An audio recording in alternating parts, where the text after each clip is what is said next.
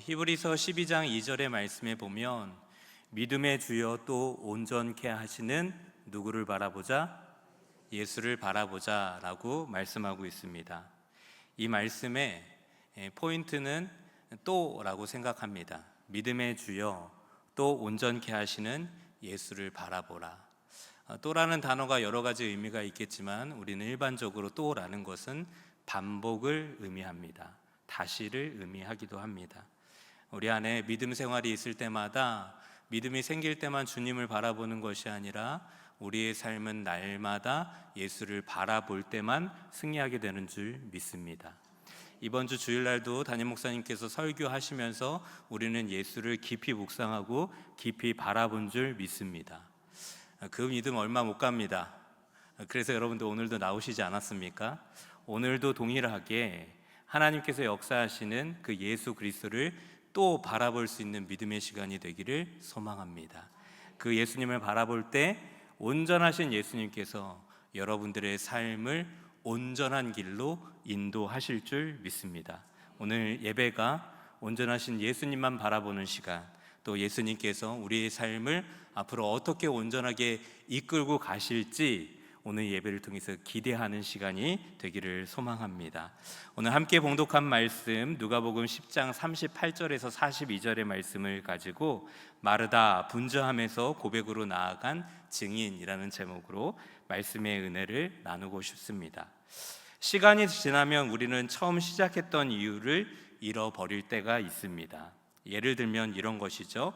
처음에는 배우자를 너무 사랑해서 우리는 결혼을 결정하고 결혼합니다. 그런데 시간이 지나면서 사랑하는 사람보다 내가 살아왔던 방식이나 내 생활의 루틴이 더 중요할 때가 있습니다. 그래서 그 생활의 방식 그리고 생활의 루틴을 조율하지 못해서 사랑하는 사람과 다투는 일들이 왕왕 생기게 되기도 합니다. 자녀와 부모와의 관계도 마찬가지입니다. 처음에는 자녀를 사랑해서 잘 키우고 싶은 부모의 마음들이 있습니다. 그런데 어느 순간 자녀를 사랑하기 때문에, 그리고 너 잘 되라고 말씀하시지만 그 너 잘 되고 내가 너를 정말 사랑하기 때문에 오히려 너무 학업을 강조하다 보니 오히려 부모와 자녀의 관계가, 그 사랑의 관계가 깨지는 경우들이 종종 있다는 것이죠. 사랑해서 결혼했지만 사실 그 사랑의 본질을 잃어버리고 자신의 삶의 루틴 때문에 그 사랑을 잃어버리거나 또 다투는 경우들이 있다는 것입니다. 자녀를 사랑했지만 그래서 사랑이라는 이름으로 오히려 자녀의 사랑과 그 미래를 더 걱정한다는 이유로 사실 자녀의 관계가 더 멀어지게 되는 경우들도 있다는 것이죠. 가만히 생각해 보니까 신앙생활도 이런 부분이 있는 것 같습니다.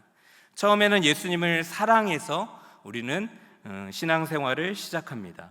예수님이 좋아서 예배를 드리죠. 예수님이 좋아서 우리는 봉사도 합니다. 예수님이 너무 좋아서 우리의 삶을 드리며 헌신하고 헌금하기도 합니다. 그런데 어느 순간 예수님보다 마음 맞는 사람들끼리 사역하는 게 더 중요해지고, 그리고 그 사역의 중심에 예수님이 있기보다는 처음에는 주님을 위해 봉사했는데 어느 순간 봉사와 헌신의 본질이신 주님이 빠져 있고, 주님보다 내가 좋아하는 사역, 내가 좋아하는 사람들과 하는 사역이 더 중요해서 하나님의 사랑은 빠져 있고 사역만 남아 있는 경우들이 종종 있게 됩니다. 이것이 무엇입니까? 본질이 빠지고 결국에는 비본질 속에 우리는 집중하고 있다는 것이죠. 제가 초반부터 이런 말씀을 드리는 이유는 오늘 본문의 말씀의 주인공 마르다라는 사람입니다. 이 사람이 그런 삶을 살았던 것 같습니다. 마르다는 예수님이 오신다는 소식을 들었습니다. 그래서 마르다가 할 수 있는 최선을 다해서 예수님을 대접할 기쁜 마음으로 음식을 준비했습니다. 예수님이 기뻐하실 것들을 생각하면서 기쁨과 감사함으로 음식을 준비했는데, 음식을 준비하던 도중에 바쁜 가운데 감사의 마음을 잃어버리고 기쁨의 마음을 잃어버리고 짜증과 원망과 원통함이 올라오기 시작합니다. 예수를 잃어버렸다는 것이죠.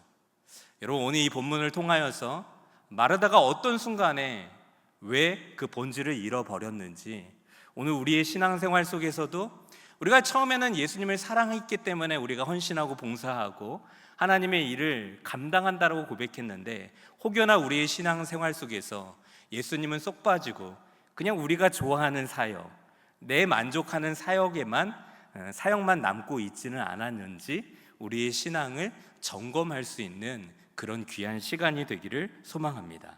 자, 그럼 지금부터 마르다가 어떻게 본질을 잃게 되었는지를 말씀 속으로 함께 들어가 보도록 하겠습니다. 누가복음 10장 38절의 말씀을 한번 같이 읽어볼까요? 함께 읽겠습니다. 시작.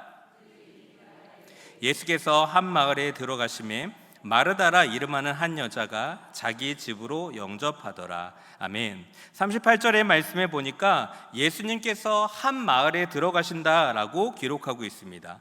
그런데 이 한 마을이 어디 마을인지 모르겠지만 이 한 마을에 누구의 집이 있다고요? 마르다의 집이 있다라고 설명하고 있습니다. 누가복음에서는 예수님이 방문한 지역이 한 마을, 그리고 그 마을에 마르다라는 사람의 집이 있습니다라고 기록하고 있지만, 요한복음의 말씀에 보면은 마르다에게 형제가 있는데 오빠 나사로와 동생 누가 있죠? 마리아가 있습니다. 그리고 이 형제가 살아가고 있는 지역이 어디라고 기록하고 있습니까? 베다니라고 기록하고 있습니다. 그래서 이 두 가지의 말씀을 합쳐서 우리가 유추해 본다면, 누가복음에서는 예수님이 한 마을이라고 했지만 그 마을에 마르다가 살고 있었기 때문에 바로 이 마을은 베다니라는 것을 알 수 있게 되는 것이죠. 그런데 이 베다니 지역에 예수님께서 들어갔을 때 마르다와 마리아와 나사로라는 삼형제가 그 지역에서 살아가고 있을 때, 예수님이 오신다는 소식을 들었을 때 그 예수님을 자기 집으로 초대하고 있다는 것입니다. 여러분, 왜 이 삼남매는 예수님을 오신다는 소식을 듣고 초대했을까요?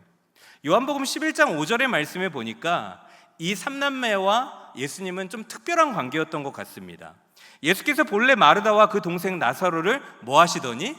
사랑하시더니, 즉 다시 말해서 예수님께서 마르다와 마리아와 그리고 나사로를 사랑한다라고 기록하고 있습니다. 사랑의 관계라는 것이죠. 사랑할 정도로 예수님과 그들과의 관계가 깊어진 관계라는 것을 알 수 있죠. 그래서 그런지 요한복음 11장에 보면은 오빠 나사로가 죽게 되었을 때 두 여동생들이 가장 먼저 누구를 찾아가죠? 예수님을 찾아갑니다. 삶에 문제가 있었을 때 가장 먼저 떠오르는 사람이 예수님이에요. 여러분, 저는 여러분들이 예수님과 배프되기를 소망합니다. 제가 청소년들하고 이번에 연합수련회 가갖고요, 마지막 날 저녁에 아이들하고 막 두서없이 이 사람 저 사람하고 짝을 지어서 기도하는 시간들이 있었어요. 서로 기도 제목을 나누고 같이 손을 잡고 중보하는 시간들이 있었어요. 근데 아이들이 너무나도 놀라운 기도 제목들을 많이 내더라고요. 저는 겉과 속이 같은 사람이 되고 싶어요. 저는요, 지금 하나님을 사랑하는데 제가 나이가 들어서도 똑같이 하나님을 사랑하고 싶어요. 이런 기도 제목을 내더라고요. 제가 얼마나 도전받았는지 모르겠어요. 그래서 그런 기도 제목을 아이들한테 들을 때, 내가 목회자인데 얘네들한테 어떤 기도 제목을 내면 좋을까라고 생각하다가 제가 그냥 딱 한마디 했어요. 저는 이 세상에 있는 모든 사람들 중에 제가 예수님의 베프가 되고 싶다. 진짜 짱친이 되고 싶다. 그걸 위해서 기도해 달라라고 애들한테 기도 제목을 줬어요.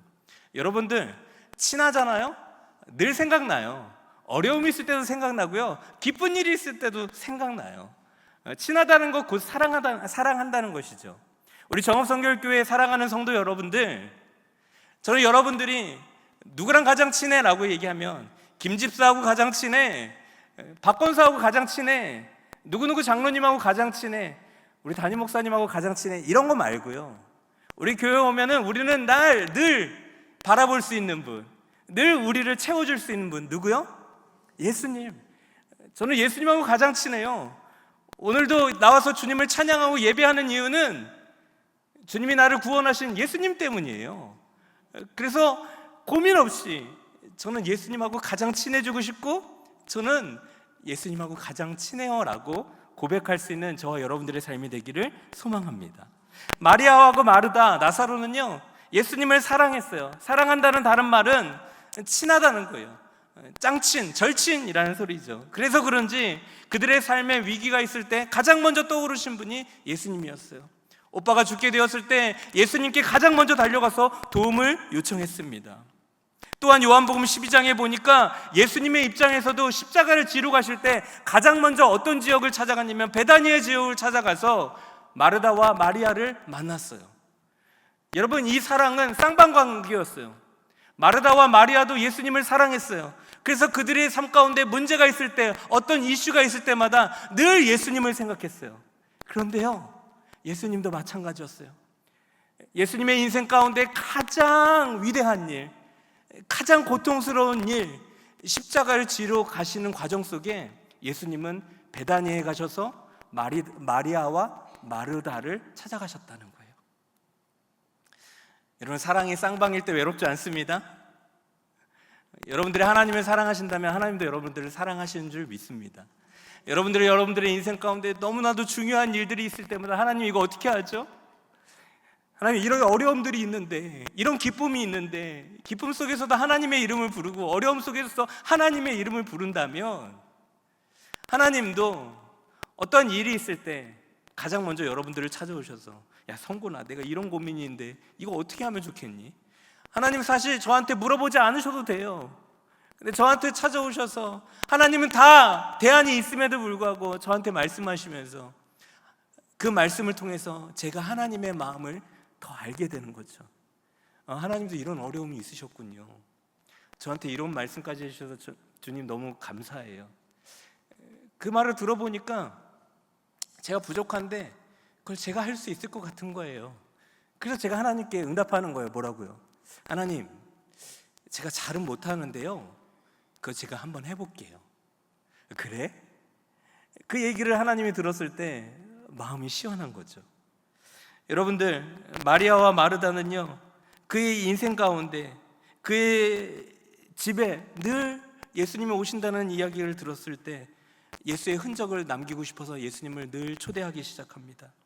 이들의 인생의 중요한 순간마다 꼭 누가 역사하고 누가 있었으면 좋겠다라는 생각이었냐면 예수님이었어요.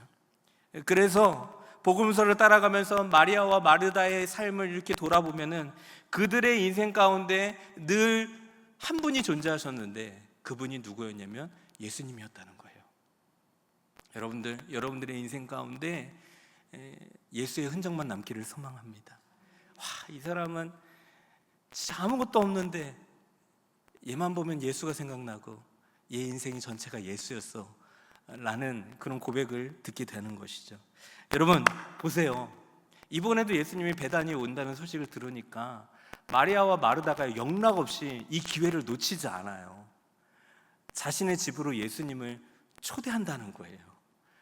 집문을 활짝 열고 마음문을 열면서 우리 집에 예수님 오셨으면 좋겠다, 우리의 마음속에 예수님 오셨으면 좋겠다라는 사모하는 마음으로 예수님을 초대합니다.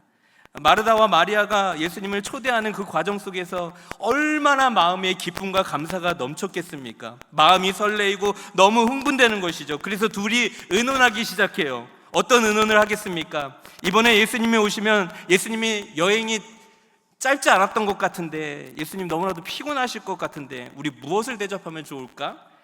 마리아하고 마르다가 고민하는 거예요. 앉아가지고 야, 뭐 대접할까? 그랬더니 예수님 피곤하시니까 이번에는 좀 몸보신 되는 걸 좀 하자, 이렇게 의견을 냈더니 아니야, 지난번에 예수님 보니까 탕수육 잘 드시더라. 탕수육, 이거 중국 음식을 하자. 그러면 중국 음식 지난번에 탕수육 드셨습니까? 이번에는 깐풍기에 팔보채, 제가 먹고 싶은 걸 얘기하는 것은 아닙니다. 깐풍기와 팔보채 이 정도는 해야 되지 않을까? 이렇게 제안을 했더니 마르다가 갑자기 지난번에 중국 음식 했으니까 이번에는 한식으로 한번 해보자.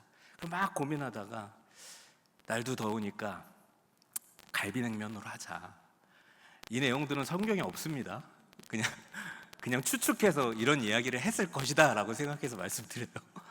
갈비냉면 너무 좀 부족하지 않아? 그러면 갈비 냉면에 무슨 만두? 김치만두를 해야죠. 김치만두를 굽고 그냥 하기 그러니까 겉절이 김치에다가 나물 조금 해서 예수님 부담스럽지 않게 우리 한번 모셔보자 라고 계획했어요. 기대하는 마음으로 배추를 사고 만두도 유명한 만두를 시키고 쿠팡으로 시켜가지고 이제 구울 준비를 하고 있으면서 그러는데 한참 다 준비가 됐는데 초인종 소리가 딱 울립니다. 띵동. 예수님 오신 거예요. 화면을 보니까 예수님이 오셨어요. 마르다하고 마리아가 예수님 오셨다. 빨리 준비해. 그래서 문을 덜컥 열었어요. 그러면서 예수님을 이렇게 맞이하죠. 우리 누가복음 10장 39절에서 40절의 말씀입니다. 우리 함께 읽겠습니다. 시작. 그에게 마리아라는 동생이 있어 주의 발치에 앉아 그의 말씀을 듣더니 마르다는 준비하는 일이 많아 마음이 분주한지라. 예수께 나아가 이르되 주여 내 동생이 나 혼자 일하게 두는 것을 생각하지 아니하시나이까. 그를 명하사 나를 도와주라 하소서. 아멘. 여러분, 예수님이 오셨어요. 근데 이게 웬일이에요? 예수님만 오실 줄 알았더니 예수님과 늘 같이 다니던 누가 있어요? 12제자가 온 거예요. 13명. 예상 밖의 손님. 근데 13명만 온 게 아니라 예수님께 감동받고 예수님께 치유받았던 수많은 사람들, 동네 병자들과 동네 유지들, 예수님께 관심 있던 사람들이 적어도 20명은 집에 온 거예요. 당황스럽죠. 어떻게 하지? 근데 예수님이 데리고 오셨는데 예수님만 들어오세요라고 나머지 사람들을 그냥 집으로 보낼 수가 없잖아요. 다 들어오십시오. 뭐 있는 거 없는 거 다 꺼내가지고 이제 음식을 준비하기 시작하는데 여러분, 마르다가요. 그래서 이제 분주하기 시작한 거예요. 막 뚝딱 하고 있는데 그나저나 바쁘고 힘들고 있는데 이게 만두 굽기도 힘들고 갈비냉면 하기도 힘들고 막 그러는데 사람도 많아져갖고 마리아가 안 보이는 거예요. 여기저기 찾아봤더니 마리아가 저 뒤에서 예수님하고 막 얘기를 하고 있는 거죠. 그래서 대놓고 말은 못하고 예수님하고 얘기하고 있으니까 마르다가 어떻게 해요? 신호를 보내요. 탁 보내는 거죠. 이렇게 탁. 이게 무슨 신호예요? 빨리 나오라. 눈치껏 빨리 나오라는 거예요. 빨리 나와라. 존말라 할 때 빨리 나와. 이거예요. 근데 마리아가 그걸 딱 봤는데 눈을 싹 닫고 예수님과 더 깊은 얘기를 하고 있는 거죠.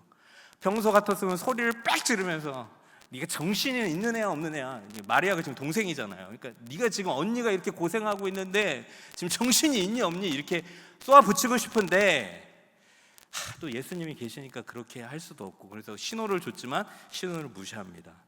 그래서 마르다가 고민하다가 예수님께 정중히 부탁하죠. 뭐라고 부탁합니까? 누가복음 10장 40절 말씀 같이 한번 읽어보겠습니다. 함께 읽겠습니다. 시작.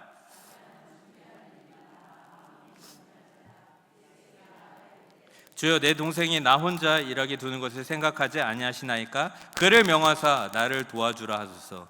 예수님, 마리아하고 얘기하는 것도 좋은데요, 마리아 보고 조금 지금 급하니까 그래도 음식을 먼저 먹어야 되니까 좀 와서 너도 좀 마르다를 좀 가서 도와줘라. 이야기는 이따가 밤새 해도 되지 않니? 그렇게 좀 이야기를 해주세요 라고 부탁을 한 거예요. 그러니까 마르다가 생각하는 예수님은 이 부탁을 들었을 때 마리아야, 금강산도시 구경 일단 먹고 배가 차야지 서로의 이야기를 들을 수 있으니까 일단 먹자. 근데 빨리 준비하려면은 이 사람들도 다 배고프니까 네가 가서 좀 도와줘라 라고 이야기해 줄 줄 알았던 거예요. 그런데 예수님은 전혀 다른 반응을 보이십니다. 우리 41절과 42절의 말씀입니다. 함께 읽겠습니다. 시작.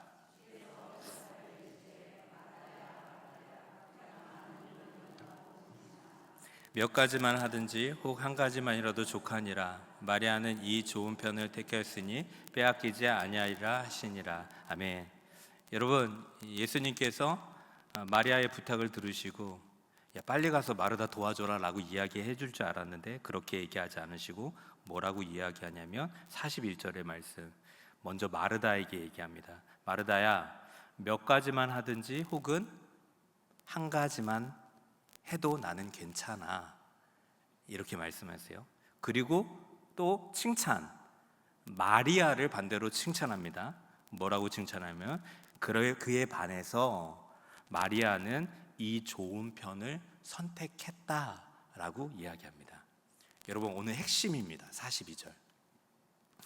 예수님이 마르다에게, 지금 분주한 마르다에게, 마르다야, 여러 가지 하지 말고 한 가지만이라도 족하다. 이게 어떤 의미일까요? 야, 거창하게 차리지 마. 그냥 단품이면 돼. 그냥 갈비탕 하나 가져와. 만두 안 해도 돼. 그냥 갈비냉면 하나면 충분해. 나 그걸로 나 못 먹고 살지 않았어. 그냥 이거 하나면 돼. 이 말씀이 하나면 돼라는 예수님의 말씀일까요?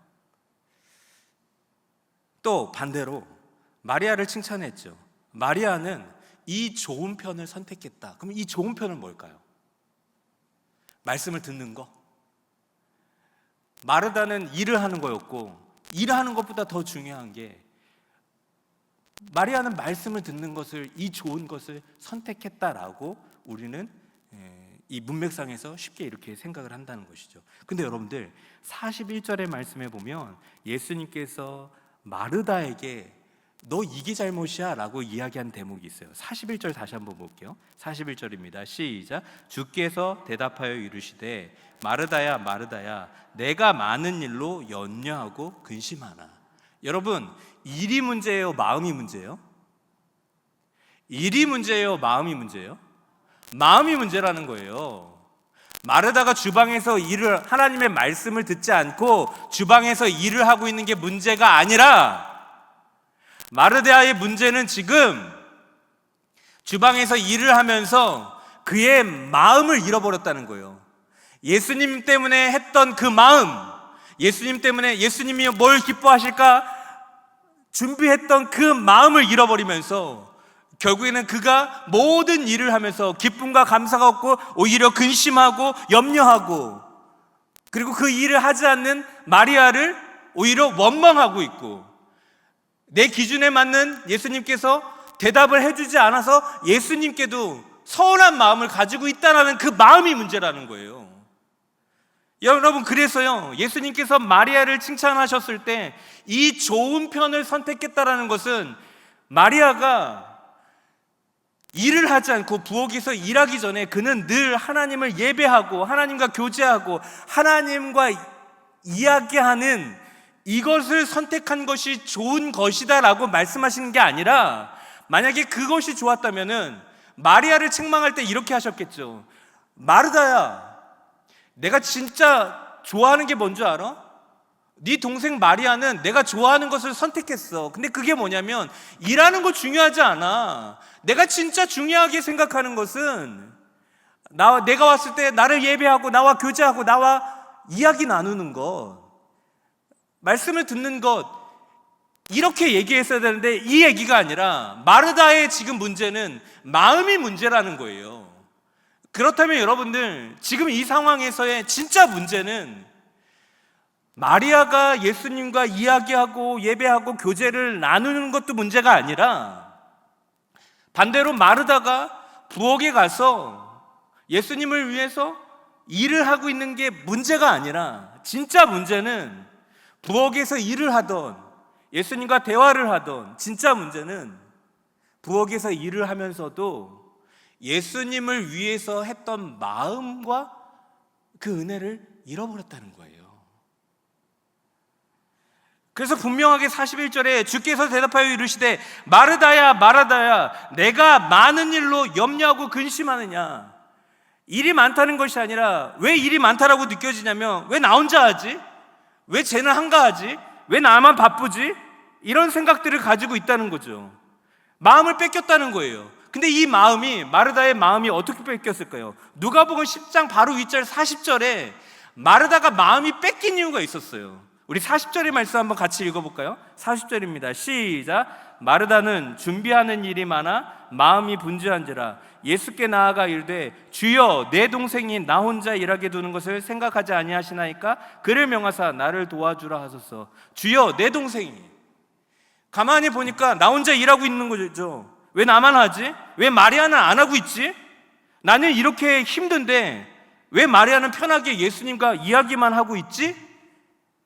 이런 마음이 찾아온 것은 마르다가 예수님을 묵상하고 예수님을 바라보고 예수님이 우리 집에 왔다라는 그 시선을 고정하고 기쁜 마음으로 처음에는 음식을 준비하고 있었는데 갑자기 그 시선이 예수님의 시선에서 어디 시선으로 바뀌었어요?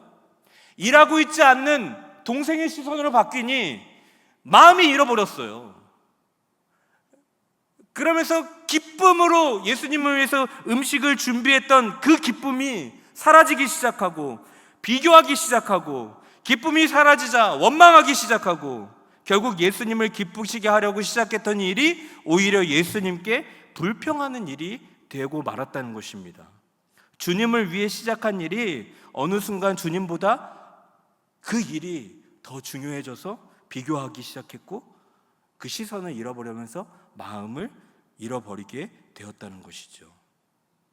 여러분들, 시선을 잃어버리니까요, 처음에는 예수님을 묵상하면서 예수님이 배단이 우리 지역에 오신데 그 시선과 마음을 예수님께 집중하면서 예수님이 뭘 좋아하실까? 요거 해야지. 예수님 오셨어. 빨리 준비하자.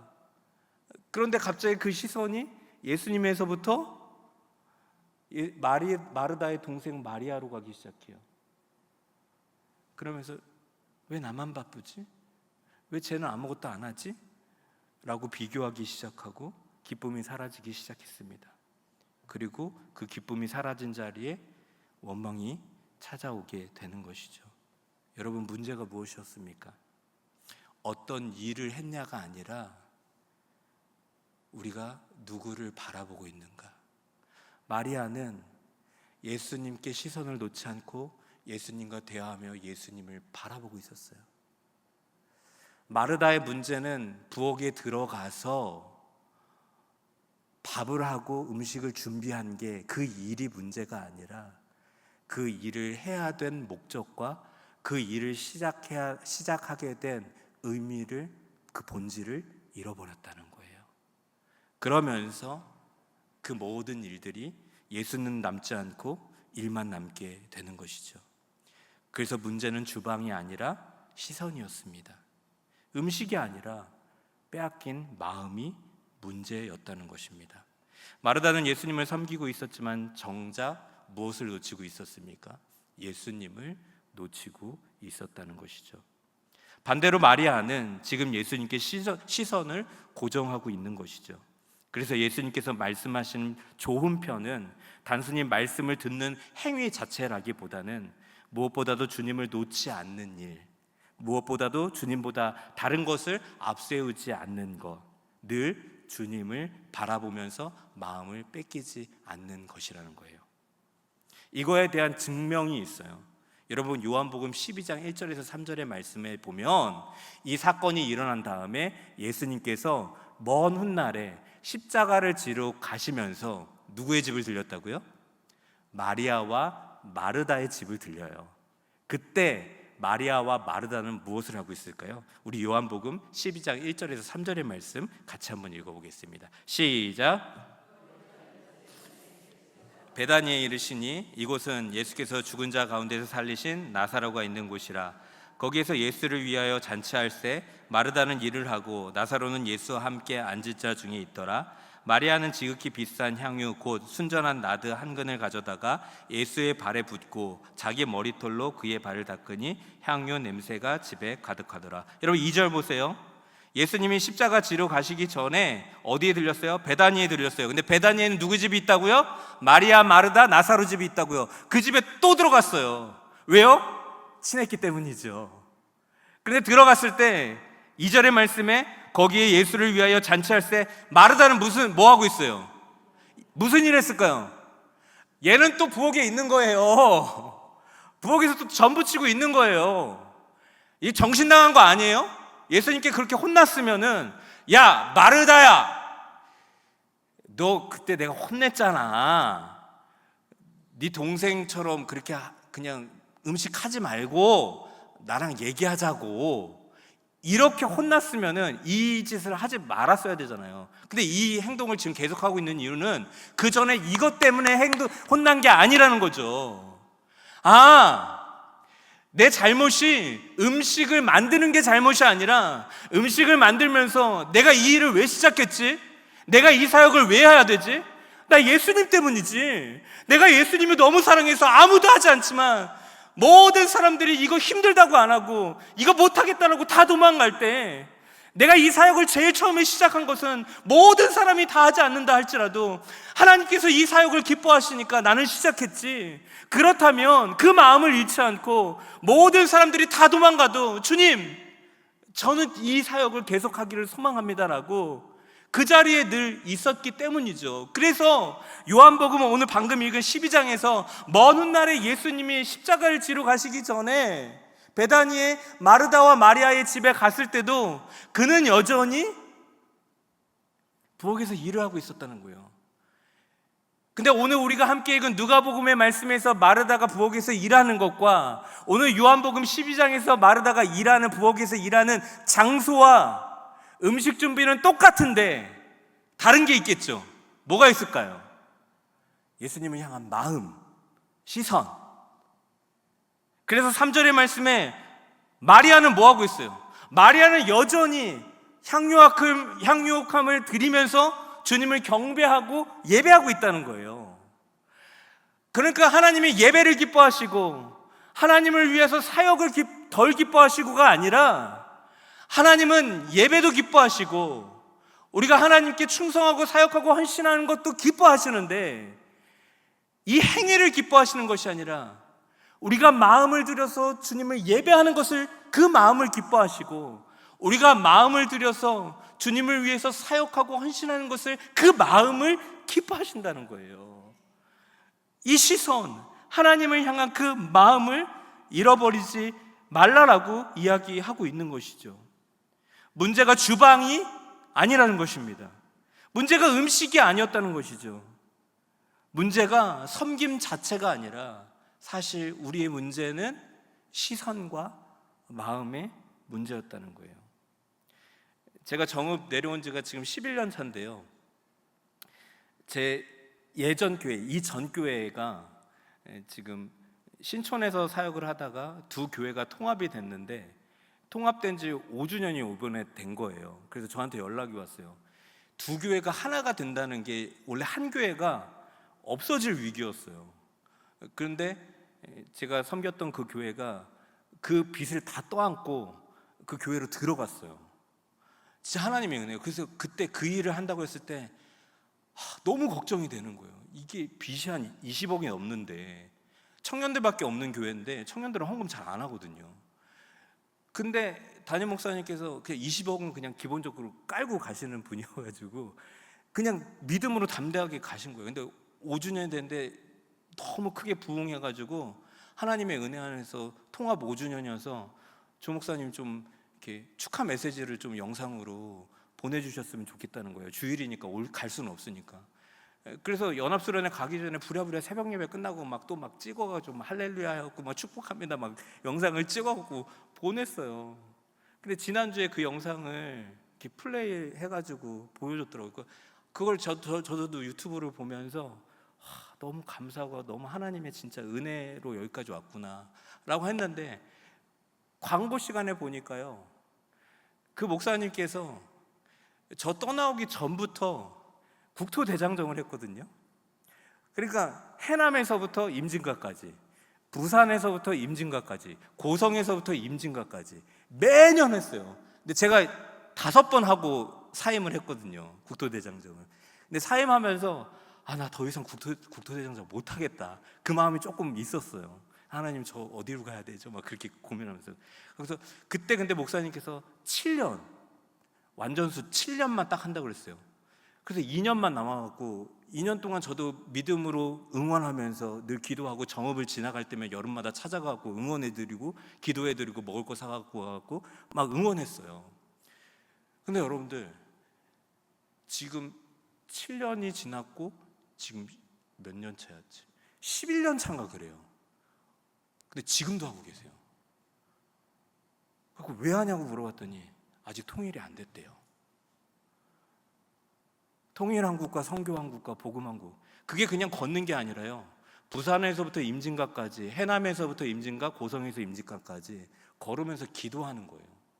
그리고 청년들이 걸으면서 기도하면서 거점을 어디에 두냐면 시골 교회에다 놔둬요. 그래서 새벽 예배 드리고 걷기 시작해요. 예배 드리고 걷고 걸으면서 기도하고, 저녁에 들어가서 기도하고, 교회 들어가서 기도하고, 수요 예배 참석하면 특송하고, 이게 루틴이에요. 이거를요 3주 동안 해요. 그리고 임진각 가고 태극기 꽂고 주님 저 땅을 저희들에게 허락해 달라고 회개기도 하고 여름 사역이 끝나요. 근데 10년이 넘게, 지금 12년 차인가 계속하고 계시는 거예요. 그래갖고 지긋지긋하다, 대단하다. 아무도 안 하는 거, 부교육자들 다 도망가는데 목사님이 하나님께 그 마음을 품고 왜 안 힘들겠어요? 그 사역하려고 목사님이 집 빼고 자기 차 팔고 막 그랬거든요. 이거 꼭 해야 된다고. 그런데 여전히 하고 있는 거예요. 그러면서 제가 너무나도 오늘 이 말씀을 묵상하면서 그걸 왜 계속하고 있을까라고 했을 때 다 도망가는데 그의 시선은 늘 하나님이었던 거예요. 아무도 안 한다 할지라도, 너무나도 힘들고 어렵다 할지라도 그의 마음에는 그 행위가 중요한 것이 아니라 그의 삶 가운데 하나님이 나에게 보여주신 그 사명과 비전, 그 비전이 꺼지지 않도록 늘 걷는 거예요. 제가 정읍 와서 여기저기 신방을 많이 다녀봤더니 이런 특징이 있더라고요. 국토대장정을요 해남에서부터 걸어봤더니요 시골로 가면은 낯익은 교회들이 나와요. 성내 쪽이나 뭐 이런 쪽. 근데 왜 낯익을까 했더니 거기서 제가 잤던 곳이에요. 제가 걸었던 곳들이 많아요. 그렇게 걸으면서 이 땅을 밟으면서 기도하고, 근데 그 힘든 일들을 막 30도 40도 되는 그 아스팔트 그 길을 걷는 이유가, 바늘 꽂아가면서 물집 잡히면 실 꽂아가면서 젊은이들이 그렇게 걷는 이유가 하나님의 놀라우신 그 비전을 바라보고 그 시선 때문에 오늘도 걷고 있다는 거예요. 여러분들, 말씀을 마무리합니다. 예배 드리는 것이 거룩하고 부엌에서 일하는 게 덜 거룩하고가 아니라, 여러분들, 우리는 무엇을 하든지 나를 위해서 하는 것이 아니라 하나님께 시선을 맞추고 우리에게 작은 일을 최선을 다해서 할 때 하나님께서 그 일을 기뻐하실 줄 믿습니다. 여러분, 제가 설교하는 게 거룩해요? 그리고 여러분들이 주방에서 봉사하고 주차 봉사하고 안내하는 건 덜 거룩해요? 아니에요. 제가요 설교하는데 앞에서 거룩한 척 설교하면서 나를 위해서, 내 목적을 위해서 설교한다면 겉으로 보기에는 거룩해 보이지만 하나님의 시선을 잃어버린 설교만 남을 뿐이에요. 이거 하나님이 기뻐하지 않으세요? 그런데 우리에게 맡겨준 사명, 안내 일이건 주방 일이건 주차 봉사 일이건 작은 하찮은 일이건 늘 하나님께 시선을 두고 그 일을 최선을 다하여서 겸손하게 할 때 내가 했던 설교를 기뻐하시는 것이 아니라 여러분들의 작은 그 섬김을, 그 시선을, 그 마음을 하나님이 기뻐하신다는 거예요. 여러분들의 시선은 어디에 있으십니까? 저와 여러분들의 시선이 하나님께 있기를 소망합니다.